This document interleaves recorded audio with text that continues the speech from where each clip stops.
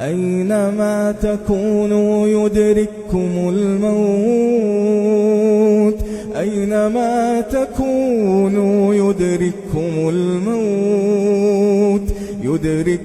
الموت ولو كنتم في بروج مشيدة.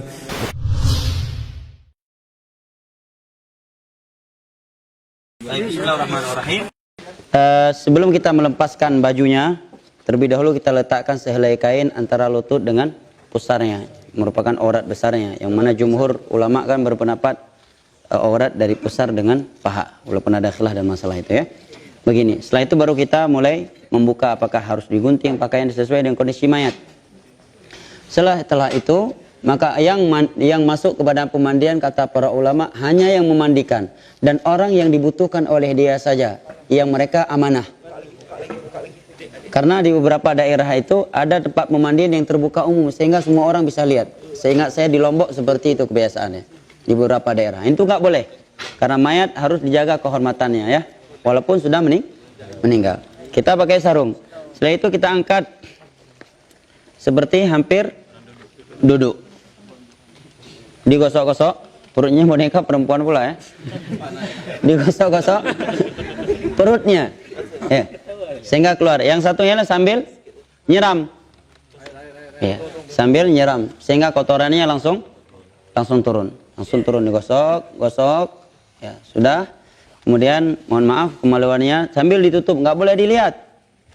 Ya, sambil tertutup dengan menggunakan sehelai kain, ya. Karena hukum asal tidak boleh menyentuh aurat seorang muslim walaupun dia sudah mati, harus dimuliakan. Kira-kira sudah bersih, maka setelah itu dan dipastikan tidak ada lagi kotoran yang akan keluar, maka apa yang dilakukan tadi? Diwudukkan. Mana airnya? Ini perlu disiram langsung nggak? Siram aja ya, biar jelas ya. Baik. Sekarang saya gosok-gosok. Nah, siram yang lain, siram. Ya. Baik, ya. Antum angkat ini mayatnya ya. Baik, ya. Ikan sambil saya gosok-gosok, kotorannya otomatis keluar. Ya, rata-rata tempat pemandian kan dia lebih tinggi bagian kepalanya. Angkat coba ini. Silakan. Ya. Langsung saya atau ganjilnya gitu. Saya ambil gosok, saya siram terus. Ya, saya siram. Ya. Baik. Ya. Kira-kira sudah nggak ada lagi kotoran yang akan keluar. Kemudian kita gosok-gosok kemaluannya sambil kita siram. Ya. Hah? Dubur juga? Belum. Ya. Ya. Setelah itu baru bagian dubur. Ya, dubur tanpa melihat auratnya ya, dengan menggunakan sarung tangan. Ya. Ini dibalik nampak nanti. Diangkat. Iya, diangkat saja. Ya. Nah, kan disiram dari bawah airnya. Baik. Udah, kira-kira sudah dipastikan kotoran yang nggak ada lagi, maka setelah itu baru diwudukkan.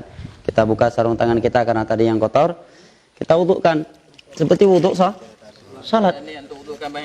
Apa? Ada diniatkan untuk wuduk. Ya tadi kita udah bismillah dan niat kita memang pemandian jenazah tanpa diucapkan karena niat adalah amalan hati.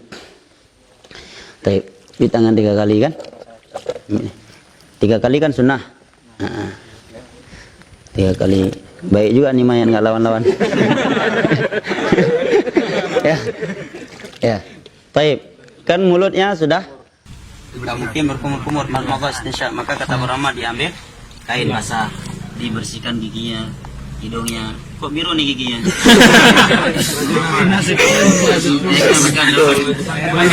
Jamblang. Jenazah ada gigi kawan. Nggak boleh disiram ya. Setelah itu seperti itu apa lagi? Wajah. Setelah berkumur-kumur nanti setelah kumur-kumur. Muka apa wajah? Wajah, bukan muka. Hah? Wajah bukan muka ya. Muka apa bedanya? Baik ya. 3 kali. Sunnahnya kan, wajibnya kan sekali ya. Kenapa? Sekali ambil makin gini-gini tuh. Ini kan di situ pentingnya adanya jazakallah. Imam Nawawi menyebutkan bahwa dihitung sekali dalam berwudu adalah dengan al-isti'an. sempurna anggota tubuh tersebut. Misalkan begini nih. Baik. Ini belum kena tadi kan? Saya sekali lagi ini. Ini dihitung sekali bukan 2 kali. Dihitung sekali dengan sempurna. Dengan sempurna. Baru dihitung sekali, ini udah 2 kali. Tapi kalau terkadang kan ada orang jual cuci kaki begini. Sekali di ujung ini, sekali di sini, sekali di sini, dia kira 3 kali. Jelas ya? Nah, kata Imam Nawawi sekali itu bil isti'ab. Seluruh anggota wudhu tersebut telah basah. Itu baru dihitung sekali. Bukan dengan berapa kali dia menyiram. Jelas ya? Jelas. Baik. Setelah itu kita wudhukan. Nah, kalau yang berjenggot di celah-celah gitu juga nggak sah? Ya, jenggot di celah-celah itu masuk ke dalam pembahasan wudhu. Ketika bagi orang yang berjenggot, kalau jenggotnya lebat. Baik. Dan apakah kukunya dipotong? Sebagian ulama berpendapat tidak dipotong, bahkan ada yang menganggapnya beda. Mungkin juga rambut ketiaknya ya. Adapun kumis maka dicukur karena itu yang gampang. Adapun jenggot jangan cukur. Giginya itu ada gigi palsu atau gigi Tidak ada. Wajib walaupun ada ya, gigi yang emas atau perak. Nah, karena khawatir masuk ke dalam basah bagian. Kena keumuman hadis Nabi kasru aqmil mayyit ka kasri hayya. Mematahkan tulang mayat itu sama hukumnya seperti mematahkan tulang dia ketika masih hidup. dibiarkan.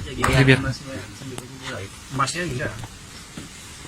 Ya kalau emasnya bisa menyebabkan patah tulang dan emasnya terlalu besar, ya lebih baik. Khawatir kena hadis tadi, kali emasnya besar menjadi warisan cukup untuk beli inovasi.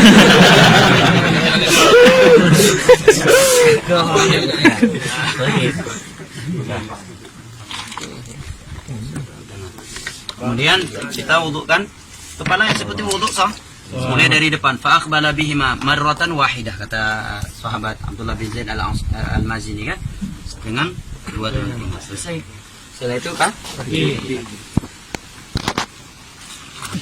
semuanya betul sudah. Seringnya orang kita wudhu, anda lihat di masjid-masjid, dihitung kepalanya pakai pen kan, dengan niat ya. Dihitung sekali itu dengan isti'ab, semuanya udah basah, itu baru sekali. Kan sering orang di pet kayak gitu kan, set sekali, set 2 kali, set 3 kali, sekali dalam agama ya. Katakan setnya itu dari anak.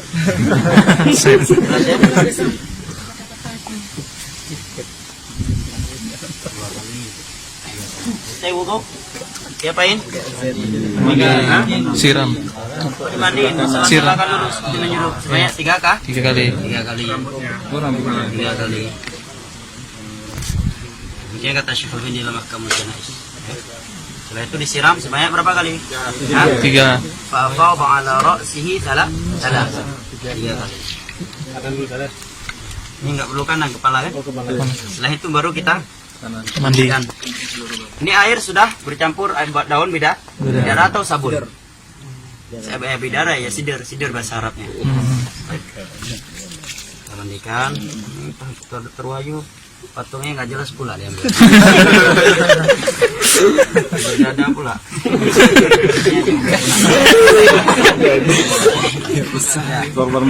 Korban mutilasi. Ini belum dihitung sekali ya, belum. Kita balik. Bantu kan nggak mungkin anda mandikan sendiri. Pelan-pelan.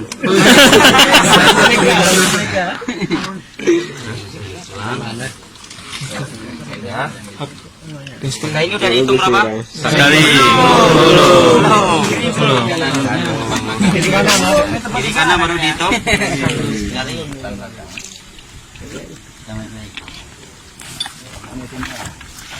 Hitungannya bukan dengan gayung ya. Bil isti'ab. Balik. Pelan-pelan, lumayan nih.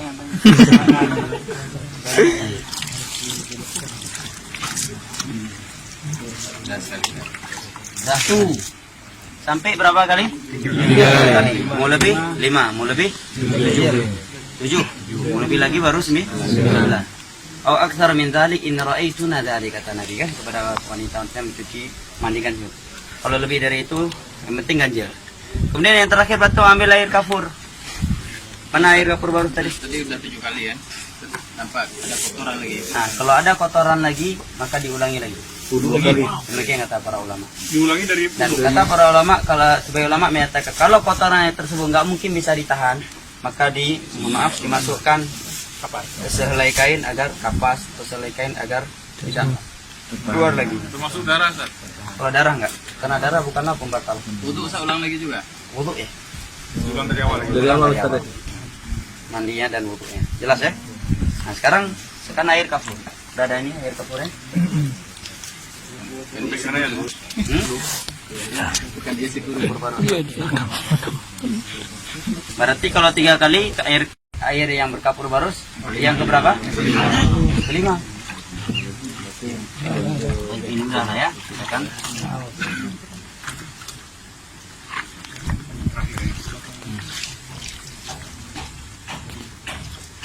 Tahu nih apa filosofnya Dokter Wahyu ngambil patung yang perempuan nih?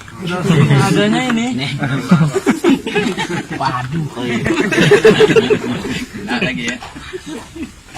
Pembahasan luar biasa. Awalnya yang mau kira, Ustaz. Baik. Jadi apa bedanya mandi junub? Gak ada bedanya. Cuma bedanya apa? Kain kafur. Kemudian kita bersihkan kotoran-kotorannya. Semua mandi syar'i semua sama bentuknya. Mandi Jumat, mandi junub, mandi jenazah. Cuma karena kita terkadang di masyarakat dibuat mindset ya kan mandi jenazah ini kalau bukan ustaz besar, Pak Kiai, tuku besar, harus ada bunga ini, bunga itu.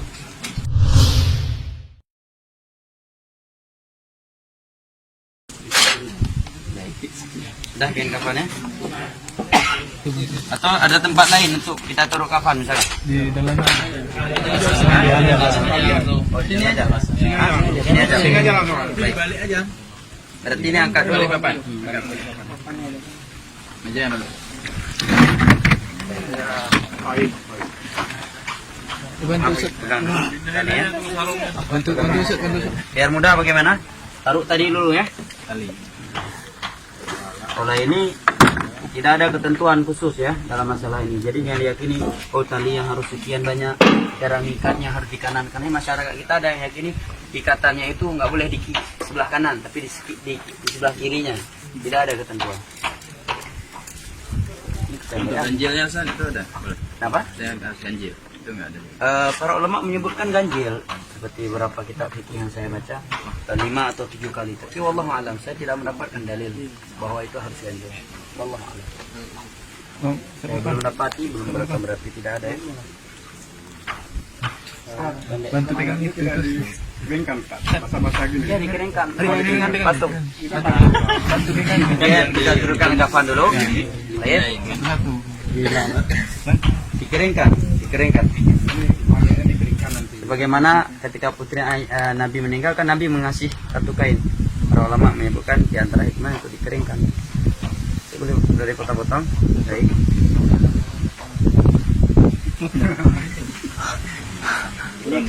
Ini talinya terlalu pendek ya.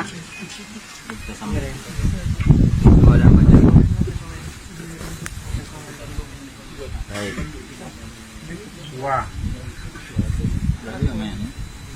3, Ustaz. 3. Bukan kain hitam ya. Masya Allah. Ini tadi udah dikeringkan. Tutup semua, Ustaz. Nggak bisa ditempel gini, Ustaz. Apa itu? Nggak ditindih kainnya, bisa dipeninggalkan gitu. Tutup semua, Insya Allah. Kalau gini kan nggak tutup semua kan. Enggak, kalau begitu kan nanti mudah lepas. Yang jelas kafan untuk menutupi seluruh mayat, tidak ada ketentuan. Dan rata-rata kafan ini ukuran normal. Yang selama ini anak yang pernah anak mengkafarkan, anak melahirkan langsung begini, tidak dibesarkan. Allah Allah. Baik, ini tadi udah dikeringkan, kainnya udah diganti ya, udah diganti. Baik, kita udah ganti kain keringnya, buka dulu nampak aurat. Ini udah nggak ada pakaian tentunya kan? Ini kain kafan dianjurkan memberikan banyak minyak wangi. Ya, ada beberapa asar dari para sahabat Nabi agar meletakkan kapas yang telah diberi wangian di anggota sujud. Tapi Syekh Albani menyebutkan Kayaknya nak duduk semua ya, duduk semua. memasukkan kapas yang sudah wangian ke duburnya, di mata dan di hidung. itu tidak ada dalil. Ya, dalam satu iya ini. Jelas ya. Tapi pada anggota wudu, anggota sujud itu ada acara dari beberapa sahabat tadi. Dan secara umum adalah memperbanyak minyak wangi. Bahkan sebagai ulama menyatakan andai kata seluruh kain kafan diberikan wangian maka tidak mengapa. Jelas? Baik, sebenarnya ulama menyebutkan juga agar di bagian kemaluannya ini diletakkan kapas yang berbentuk seperti sirwal. Ya, apa hikmahnya? Kapas yang berbentuk celana yang telah diberikan wangian agar tidak mudah nampak kemaluannya dan tidak berbentuk ketika dilipat. Walaupun secara dalil tidak ada ketentuan yang seperti itu. Jelas ya? Kan dan saya kira rata-rata di masyarakat kita juga begitu. Saya lihat kemarin ketika sepupu saya di kapas terus ini dibentukkan seperti celana yang tidak bersambung kan. Di bawahnya juga demikian. Di antara hikmahnya yaitu kemaluannya tidak nampak nantinya. Kemudian kotoran pun kalau andai kata keluar pas ini tertahan dengan itu, tidak menembus kafan. Maka dilipat. Tangannya ada buat. Sebagai ulama berpendapat untuk sedekapkan, tapi yang rajih tidak ada dalilnya. Andai kata ada dalilnya, Nabi memerintahkan putri beliau. Karena kaidah ta'khirul bayan an waqtil hajah la yajuz. Tidak mungkin bagi Nabi menunda penjelasan di saat dibutuhkan. Waktu itu mereka sedang memandikan putri beliau. Nabi tidak menyatakan harus dibentukkan salat. Kalau ada yang berkata, agar bertemu dalam keadaan bentuk salat, berarti itu istihsan. Istihsan bukan sumber agama. Sumber hukum Al-Quran dan hadis. Cabang dari itu ijma, qiyas dan ijma dan qiyas yang sahih. Jelas ya? Bahkan sebagai ulama menyatakan dengan kita sedekapkan dikhawatirkan akan mematahkan tulang dia. Hingga kita khawatir terancam dengan hadis Nabi yang menyebutkan mematahkan tulang mayat dosanya seperti mematahkan tulang orang yang masih hidup. Dan andai kata ini dianjurkan untuk membentukkan sedekah, pasti ada anjuran dari Nabi. Apalagi kematian di masa Nabi enggak satu kejadiannya, banyak, ya kan? Hampir tiap bulan ada yang meninggal misalkan. Tapi tidak ada penjelasan itu, menunjukkan tidak ada. Mengikuti sunnah lebih baik daripada ya melakukan sesuatu tidak ada. Setelah itu sudah muasar ya? Segerakan. Segerakan mayat. Ya, ini tarik yang kuat ya. Ya cukup. Oke.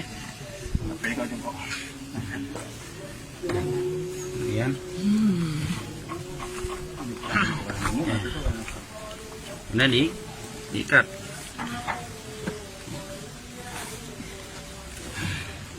Ya, ikatnya nggak mesti harus di kanan atau di kiri. Sebagai masyarakat kita ada mitos, harus di sini, nggak boleh di kanan, nggak boleh di kiri. Yang jelas agar mayat tidak terlepas, itu saja.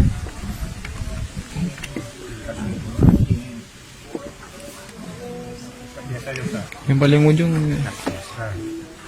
Jadi usahakan kalau kafannya panjang, kata penama agar jadikan bagian kepala lebih banyak. Apa dalilnya kira-kira? Secara khusus saya sendiri belum pernah dapat dalilnya. Mungkin dalilnya bisa dijadikan dalil kejadian Musa bin Umair tadi. Kemudian Nabi mengutamakan bagian kepala dari bagian kaki ya.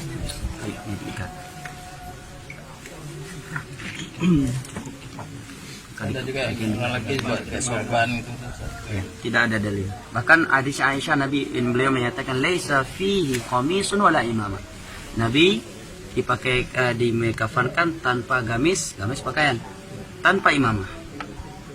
Ya, dengan 3 lembaran pakaian yang suhuliyah kata Aisyah radhiyallahu anha. Baik. Ini dikasih wangian tadi ya. Sebenarnya ada wawangian. Jadi anggota sujudnya diberikan kapas-kapas yang telah diberikan wangian. Bahkan sebagian ulama menyatakan andai kata di seluruh kain kafan langsung diberikan wangian, minyak wangi, maka juga tidak mengapa. Karena untuk memuliakan. Setelah ini diangkat mayat. Dan mengangkat mayat tidak ada harus dengan tandu khusus. Intinya yang memudahkan. Bahkan kalau kami di Yaman terkadang mayat langsung kayak gini, paling mayat anak kecil langsung begini kami bawa ke pemakaman. Tapi supaya tidak memunculkan fitnah besar ya. Karena pernah waktu satu tempat ada yang bawa mayat nggak pakai tutup itu, ribut sekampung. Sekarang kita bawa cara menurunkan jenazah.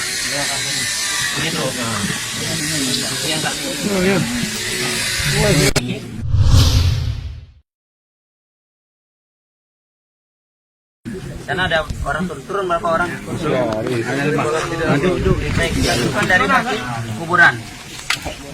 Bismillah wa ala millati Rasulillah sallallahu alaihi wasallam. Terserah mau jongkok berdiri. Baik. Kebalik juga. Kebalik juga. Mayatnya dihadapkan ke arah kiblat. Kebalik juga. Diarahkan ke kiblat. Itu kiblatnya. Kiblatnya sana mereng, sana mereng. Karena ada. Taruhlah ke sana ya kiblatnya, ke sana.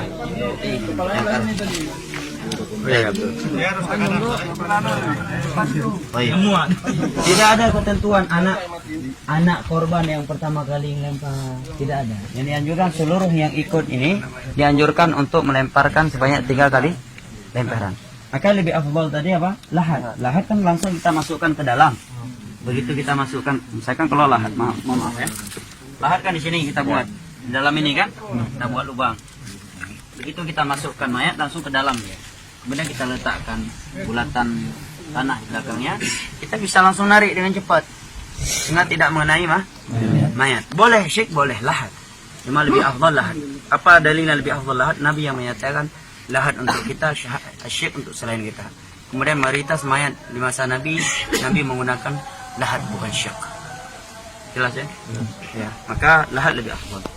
Maka sambil ini ada satu yang sambil duduk dengan jamaah yang lain atau yang sebagian yang berdiri berceramah mengingatkan akan kematian. Begitu selesai, maka satunya mengingatkan berdiri untuk mendoakan si mayat.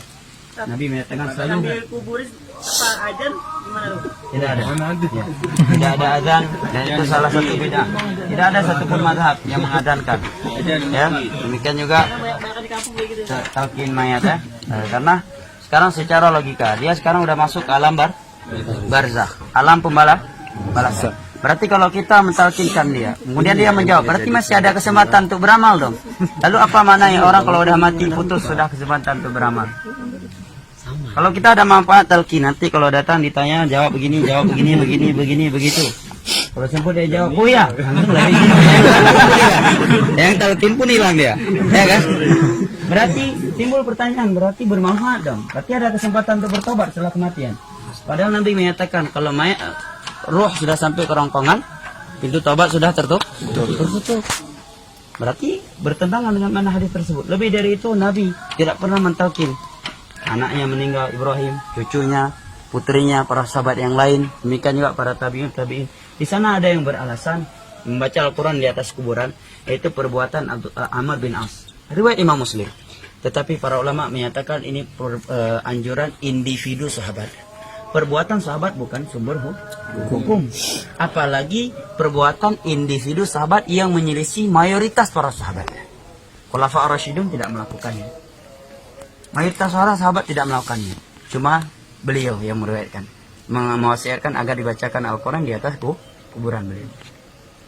Itu perbuatan individu yang diselisih oleh para sahabat Nabi. Yang lainnya tidak melakukannya.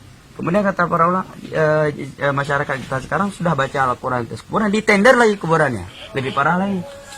Ya, bayar, ya, dan seterusnya. Maka selesai dikuburkan, selesai pula ceramah. Kemudian salah satu mengingatkan, doakan saudara kita, dia sekarang akan ditanya, dan mohonlah kepada Allah agar dia dikokohkan dalam kuburnya. Setelah itu pulang, selesai. Setelah itu baru ada anjuran untuk bertakziah.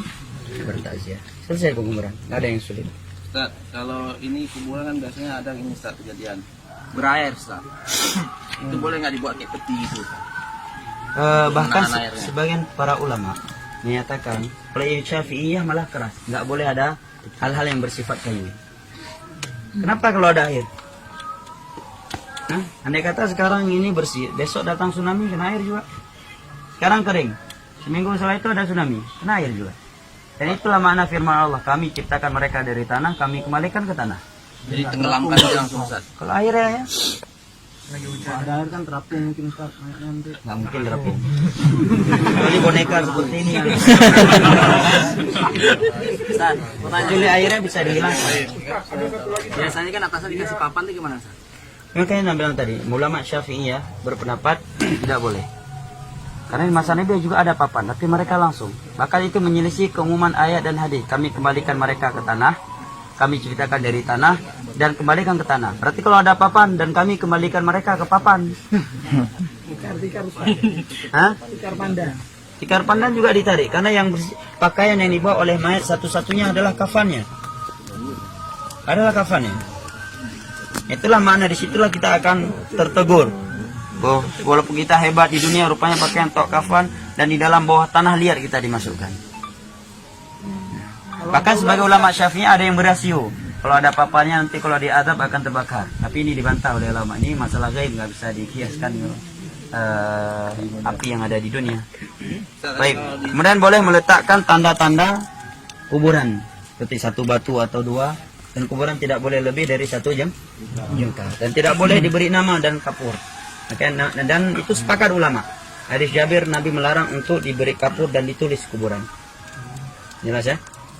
Bahkan Imam Syafi'i juga melarang keras. Jadi yang kapuri bukan mazhab Syafi'i. Makanya kita lihat ke Baqi, kita nggak bisa lihat mana kuburan Utsman, mana kuburan sahabat yang lain. Semuanya tidak ada. Raja yang mana kuburan raja, mana rakyat jelata di Saudi Arabia, nggak bisa kita bedakan. Nggak ada namanya. Dan apa hikmahnya? Banyak diantaranya. Kalau sempat ditulis nama, kalau ada sebuah kuburan yang orang anggap dia wali, habis sudah. Jadikan sumber kesyirikan. Wah, ini kuburan. Tapi Syiah anehnya, mereka kalau di Baqi udah ada buku petunjuk di mana Ali, di mana sahabat ini, sahabat itu yang menurut mereka ada ini kelebihan dan seterusnya. Ustaz, tadi kan nggak boleh ada kayu, Ustaz. Itu kalau kita masukkan ke sini kan biasanya ada orang-orang taruh kayu gini, Ustaz. Kenapa nggak dengan tanah saja? Itu nggak boleh juga Pak Ustaz ya? Kalau dikatakan nggak boleh, ya nggak ada larangan. Tapi kalau dia menggunakan kayu, ya. Kemudian ada pertanyaan, kenapa nggak langsung tanah? Kenapa nggak tanah langsung? Ini tanah air. Walaupun ada kayu, nanti dia terjepit nggak dengan tanah? Terjepit juga. Terjepit juga. Dari tanah ke tanah dan ke tanah. Mazhab Syafi'i dalam mazhab Syarah Muhadzab, ulama keras menyatakan tidak boleh dimasukkan kayu. Tapi kalau mereka memasukkan tanpa ada keyakinan tertentu, ya di sini kan nggak masuk beda, karena mereka tidak mengkaitkannya dengan nilai-nilai agama. Ini masalahnya kalau mereka kaitkan kayu-kayu tersebut dengan nilai-nilai agama, ini membutuhkan dalil karena sudah berkaitan dengan keyakinan. Jadi kalau sekedar dia biar nggak terbalik, ya boleh-boleh saja. Sudah setelah penuh tanah boleh dinyanya Ustaz, rapikan. Ya, tidak mengapa untuk dikeraskan. Langsung sekalian aja. Tanahnya. Sekalian ya, dua-dua ini dikuburkan. Sudah selesai kan? Ustaz, dalam kuburannya berapa, Ustaz? Dalam kuburannya? Kedalaman Quran para ulama mengatakan al-a'maq. Sedalam-dalamnya dengan standar kira-kira binatang buas tidak akan bisa mengoreksinya. Kalau sekarang bukan sekadar binatang buas, ada orang-orang yang mencari ilmu gaib untuk dan di antara bid'ah para ulama sebutkan adalah menjaga kuburan 1 malam pertama. Tetapi untuk sementara sekarang ini, kalau kita tahu di sebuah tempat ada dukun-dukun jahat, dia akan mengorek mayat untuk ilmu dia, maka kita jaga bukan karena meyakini ada anjuran menjaga, maka tidak mengapa, tidak masuk ke dalam kebid'ahan yang disebutkan oleh Syekh Al-Albani dalam Ahkamul Janaiz. Karena beberapa daerah ada ilmu, bahkan di Yaman pernah kejadian di Aden, kuburan seorang wanita dikorek kembali dan mohon maaf diperkosa dia. Ya udah mati karena emang dia wanita yang sangat cantik di kota Aden itu. Dari cerita, saya nggak lihat kasusnya, saya diceritain oleh Ahmad At-Tabaki, salah satu guru anak orang kota Aden, Yaman. Ini memberikan fitnah wanita itu sangat bahaya kan? Kenapa orang tahu dia cantik? Karena dulu nggak nutup aurat. Coba kalau ketika dia hidup pakai cadar, kan orang nggak tahu. Ya, menunjukkan penjagaan Allah kepada wanita yang menjaga auratnya. Diperkosa dia. Padahal udah mayat. Na'udzubillah min dzalik. Nah. Kalau di bawah itu misalnya ada binatang berbisa, kita nuruninya pakai tambang gitu boleh? Tidak mengapa, selama kita tidak meyakini hal-hal tertentu kan. Ya, tapi kalau binatang buas dipukul dulu, diusir dulu. Bahkan Nabi menyatakan uqtulul aswadaini fi shalah. Bunuh kalajengking dan ular walaupun kalian sedang sholat, apalagi di luar sholat. Dalam sholat disuruh bunuh mana? Walaupun kata Imam Syafi'i ketika kita ingin mengambil kayu membunuh ular, kita sudah menghadap ke selain kiblat, kita nggak perlu membatalkan sholat. Tetap saja kita lanjutkan sholat tersebut. Mana kiblatnya? Kenapa? Kalau dengan menurunkan tali itu apa talinya? Kadang-kadang ada kejadian talinya tidak dikuburkan, Ustaz. Ya kalau mereka kuburkan karena memang sulit untuk ditarik lagi, bukan karena ada keyakinan tertentu, ya nggak masalah. Bid'ah itu kan dia melakukan sesuatu yang baru, menyamai perbuatan agama dengan niat dia beribadah dengan itu. Ini yang menjadi bid'ah. Tapi kalau dia turunkan tali bukan karena anda anggapan ini sesuatu yang disyariatkan, tapi karena untuk memudahkan ya tidak mengapa. Tapi yang sunnah kan turun, Nabi kan ikut turun langsung ke bawah. Katanya buka dari Ustaz. Sebagai ulama menyebutkan dibuka ikatannya, walaupun benangnya nggak ditarik. Tapi kalau kita melihat kepada hadis tadi, tidak ada anjuran untuk melepaskan. Wallahu a'lam. Tidak ada. Keumuman, kalau kita melihat keumuman hadis, tidak ada dibuka tali pocongnya. Dan itu mitos ya, masyarakat kita kalau nggak buka tali pocong jadi pocong katanya. Itu mitos.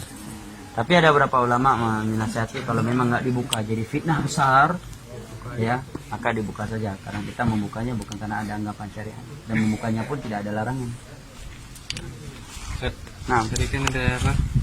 Misalnya kita ke Baki kan nggak ada papan nama gitu Ustaz kan? Berarti kita nggak disunahkan untuk ziarah kubur khusus untuk kubur misalnya orang tua kita gitu. enggak, bukan begitu pemahamannya. Kita kan bisa tahu di mana kuburan orang tua kita. Nabi menziarahi kuburan. Nabi juga diizinkan untuk menziarahi kuburan orang tuanya, tapi dilarang untuk meminta ampunan kepada kedua orang tuanya. Mereka kan tahu. Kirim doa nggak sampai? Hah? Kirim doa nggak sampai? Karena sampai. Kalau nggak ada apa maknanya firman Allah, Rabbighfirlah warhamhuma kama rabbayani shaghira. Apa maknanya kita sholat jenazah kalau nggak sampai doa untuk orang meninggal? Ini kali oleh ulama doa-doa yang dengan cara-cara bid'ah, kumpul di hari-hari tertentu, di malam-malam tertentu khusus dikirim. Ini yang dikari oleh ulama. Sama dia. Ya, dan semisal dengan daerah yang lain. Ustaz, biasakan kuburan zaman sekarang kan ada dibangun kayak keramik di atas kuburan itu kan. Itu apa boleh Ustaz? Tidak boleh, akhi. Nabi memerintahkan Ali bin Abi Thalib menyatakan Allah tada'a timsalan illa sawaita wala qabran musyrifan illa sawaita. Wahai Ali, kalau kamu dapatkan patung yang disuruh hancurkan, yang kalau engkau mendapatkan kuburan yang ditinggikan, ratakan. Ya, tidak boleh lebih dari 1 jengkal. Ya, itu bukan bentuk kita memuliakan dia, merendahkan dia, bahkan itu bentuk memuliakan dia. Karena apa manfaatnya kita buang keramik? Habis 10 juta, mending 10 juta kita sedekahkan tunai yatim dengan niat orang tua kita. Sampai pahala ke dia. Jengkal itu maksudnya tanah, tanah doang sih. Jengkal, ya tanah, tumpukan tanah. Kalau di sana yang ditinggikan Ustaz? Turuk pohon sebagian Syekh Albani menyebutkan itu salah satu bid'ah. Pertanyaan yang bagus. Pohon-pohon hijau. Ya. Ada yang meyakini supaya nggak diadab, mengkiaskan kepada perbuatan Nabi kepada 2 kuburan yang sedang diadab pelakunya. Nabi meletakkan pelepah kurma yang basah. Kata Nabi, la'allahuma yukhaffafu la'allahu yukhaffafu anhuma ma lam yabasa. Mudah-mudahan azab mereka diringankan selama daun tersebut belum kering. Para ulama menjawab dengan beberapa jawaban. Yang pertama, Nabi meletakkan bukan ditancap. Kalau tadi bak apa yang di kampung Lawah. Bak nawa apa bak lawa? Bukan lawa. Nawa Beladih nawa. Bak lawa. Apa bahasa Indonesia? Jawa pakai bak pohon jarah. Yang bergetah tuh. Pohon jarah. Itu bukan pelepah kurma. Kalau mau diambil dari tadi. 1. Kedua, Nabi nggak menancapkan. Ya, meletakkan pelepah. Ya. Kemudian kata para ulama itu khusus dari perbuatan Nabi. Tidak bisa ditiru oleh yang lain. Buktinya apa? Setelah Nabi meninggal, para sahabat tidak melakukannya. Ketiga, kita nggak tahu ini kuburan sedang diadab. Kalau Nabi tadi tahu itu sedang diadab. Nah, kalau kita langsung meletakkan kepada kuburan yang ada, berarti secara tidak langsung kita mengumumkan kepada orang bahwa ini orang sedang diadab. Iya kan? Nanti kan diberitahukan oleh Allah itu sedang diadab. Kalau Anda berarti memberitahukan sama orang ini sedang diadab di kuburan. Ya. Jelas ya? Ini masalah gaib, tidak ada yang mengetahui kecuali Allah. Nabi dapat wahyu dari Allah. Nah, wallahu a'lam bishawab. Ada yang lain? Ustaz, kuburan Nabi kenapa bisa di masjid Ustaz? Baik, Ahsan, pertanyaan sangat bagus. Nah, kuburan Nabi bukan di masjid, tetapi di kamarnya Aisyah. Karena khusus mereka para Nabi, di mana mereka meninggal, di situ mereka dikuburkan, tidak boleh dipindahkan. Kemudian di masa Abdul Malik bin Marwan, masjid diperluaskan. Di masa Utsman diluaskan. Tapi bagi yang kamarnya Aisyah tetap nggak diperluaskan, supaya nggak masuk kamar kuburan Nabi. Zaman Abdul Malik bin Marwan diperluaskan. Dan para ulama mengingkari, tapi mereka tidak bisa mengingkari dengan keras karena unsur pedang di leher, supaya tidak terjadi pertumpahan darah yang lebih besar. Tetapi setelah dimasukkan, mereka buat tembok yang bersegi 3 sehingga orang tidak bisa menghadap ke situ. Sampai sekarang masjid Nabi orang nggak bisa menghadap ke masjid, ke kuburan Nabi. Ya, sudah ditembok sangat besar segitiga yang dia tidak bisa menghadap ke situ. Dan kuburan Nabi pun sudah sangat dalam sekarang dengan perubahan tanah yang sudah beratusan tahun kan. Nah, kedua, jangan jadikan dalil, berarti kalau demikian sekarang kalau ada masjid ada di dalamnya kuburan, yang sebelumnya kuburan itu tidak ada di dalam masjid kemudian diperluaskan sehingga dia masuk ke dalam masjid, berarti boleh dong sholat di situ seperti kuburannya Nabi. Kita jawab nggak bisa dikiaskan. Pertama, Masjid Nabawi punya nilai khusus, kuburan Nabi punya nilai khusus. Adapun di selain itu, maka mana yang lebih terakhir itu dihancurkan. Kalau masjid yang terakhir datang masjid dirobohkan kemudian dibiarkan kuburan, tapi kalau kuburan yang terakhir maka kuburan yang dipindahkan, masjid dibiarkan. Kenapa? Tabur bunga tasyabuh dengan orang-orang kafir. Siram-siram air juga demikian, tasyabuh dengan orang kafir. Apa disiram air? Apa dia perlu mandi lagi? Biar nggak disiksa. Insyaallah. Tidak ada anjuran. Kalau orang yang salah udah. Hah? Kalau ada orang yang salah. Nah, ahsan, masya Allah. Bagi, datang. Terakhir bagi orang-orang yang tidak dapat salat, jadi boleh datang salat tapi nggak berdiri di atas kuburan, di sampingnya, ya salat. Karena nggak ada ruku dan sujud di situ. Yang pertama. Kedua, ada dalil yang Nabi melakukan yang ketika ada seorang wanita yang hitam pekat meninggal tidak diberitahukan kepada Nabi, kemudian Nabi menanyakan di mana kuburannya. Hadis riwayat Imam Muslim dari Abu Hurairah. Salat di kuburannya. Boleh juga Anda berjamaah. Ya. Jelas ya? Berapa kali sujud salat jenazah di kuburan? Nah, tidak ada sujud ya. Barakallahu fiik. Saya kira sampai di sini ya. Allahu a'lam bishawab.